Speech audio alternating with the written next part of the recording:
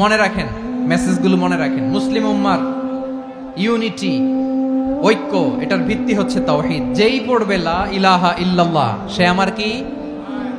এজন্য বিষ্ণুই বলেন, মান ক্বালা লা ইলাহা ইল্লাল্লাহ, যে ব্যক্তি বলবে লা ইলাহা ইল্লাল্লাহ মুখলিসান মিন কলবিহি, অন্তর থেকে যে পড়বে লা ইলাহা ইল্লাল্লাহ, দাখালাল জান্নাহ, সে জান্নাতি হয়ে যাবে। সুবহানাল্লাহ বলেন। যেই পড়বে লা ইলাহা ইল্লাল্লাহ সে কই যাবে? জান্নাতি হয়ে যাবে। তো এখন আমার সব ভাই যারাই লা ইলাহা পড়ছে জান্নাতে যাক, চাই কি চাই না? নাকি আপনি শুধু একাই জান্নাতে যেতে চান? একাই যেতে চান?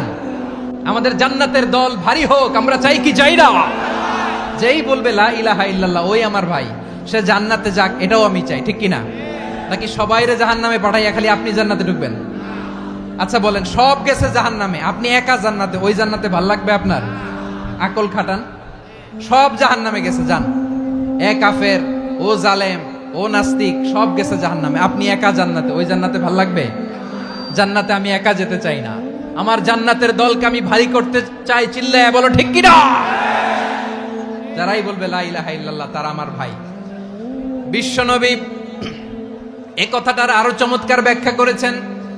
তিনি বলেন, মান সাল্লা সালাতানা ওয়াস্তাকবালা কিবলাতানা ওয়া আকালা যাবিহাতানা ফাযালিকাল মুসলিম লাহু যিম্মাতুল্লাহি ওয়া যিম্মাতু রাসূলিহি ফালা তুগফিরুল্লাহা ফি যিম্মাতিহি।